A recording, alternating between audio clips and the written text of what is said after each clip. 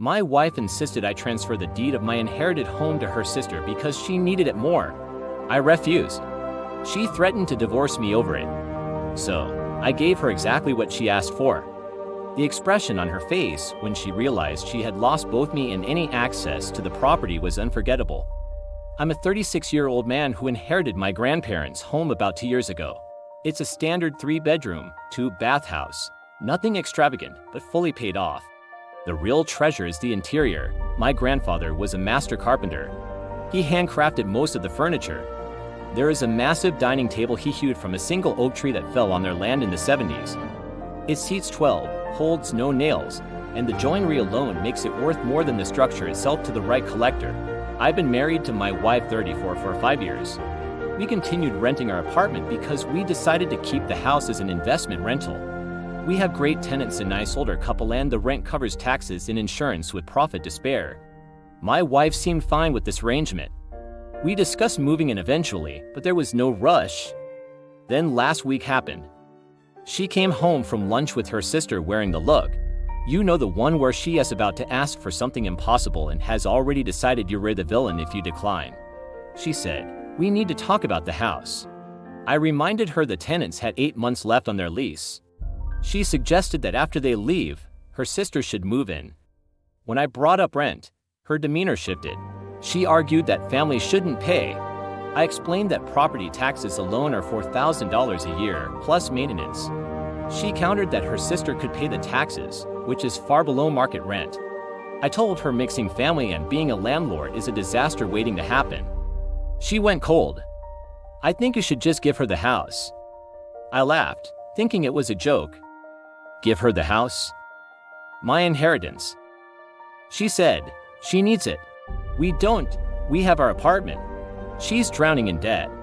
That's what family does, they help." I told her help is budgeting advice or spotting cash for groceries, not handing over a $300,000 asset. She accused me of hoarding a house while her sister struggled.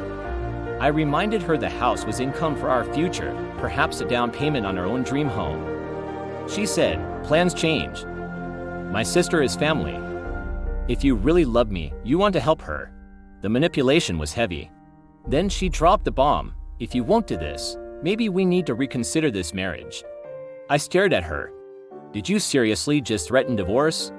She said, "I'm saying if you're this selfish, I don't know if I can be with someone like that." Something clicked in my brain. Okay, let's get divorced. Her face went pale. She stammered that she didn't mean it, that she was just emotional. She said I was overreacting. But I was done.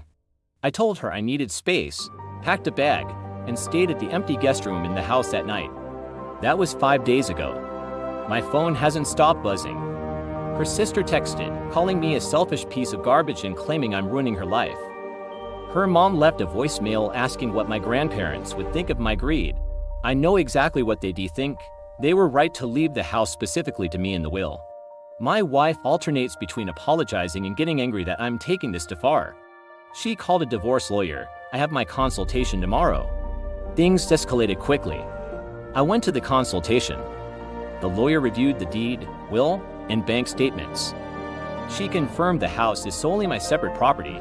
Since I never added my wife's name or commingled the funds, she has zero legal claim. My lawyer said she is entitled to half of assets acquired during the marriage, but the house is bulletproof. I filed the next day. When she was served, the meltdown was spectacular. She called screaming, "You actually filed." I didn't mean it. "You were supposed to realize you were wrong." I said, "You demanded I give away my inheritance." I said no.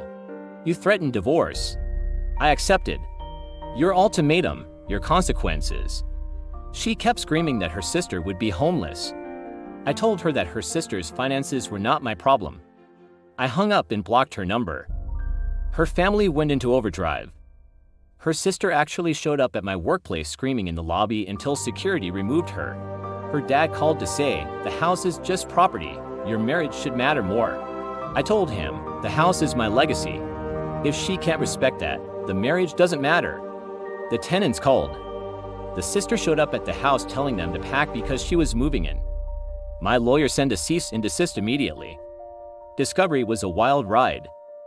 My wife's attorney tried to claim she had a stake in the house because of emotional labor. The judge shut their claim down in 5 minutes. Her sister then blasted me on social media. My wife, unable to afford our apartment alone, moved back in with her parents. Mediation was a nightmare but successful for me. The house wasn't even discussed. It was mine. When she signed the papers, she looked at me crying. "Is this worth it? Ending us over a house?" I said, "You ended it with the ultimatum. I'm just finishing it. I'm now living in the house. I'm learning woodworking to finish my grandfather's incomplete chair set." My ex sent one last email asking if I'd rent to her sister at a reduced rate. I deleted it. I found out the sister's struggle involves a $700 car payment for a BMW and a shopping addiction. It's been 4 months since the divorce was finalized. Life is mine again. I put a new roof on the house.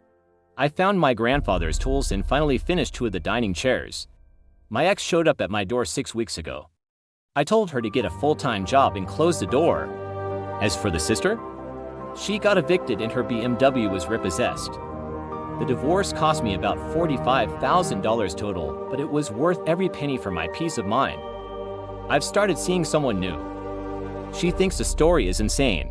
My mom came by to see the finished chairs and got emotional, saying my grandfather would be proud. I didn't choose property over a person. I chose boundaries over manipulation.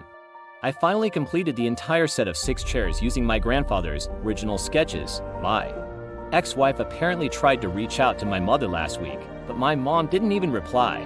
I also learned from a mutual friend that the sister has now moved in with my ex-wife in a small studio apartment, and they are already fighting about money.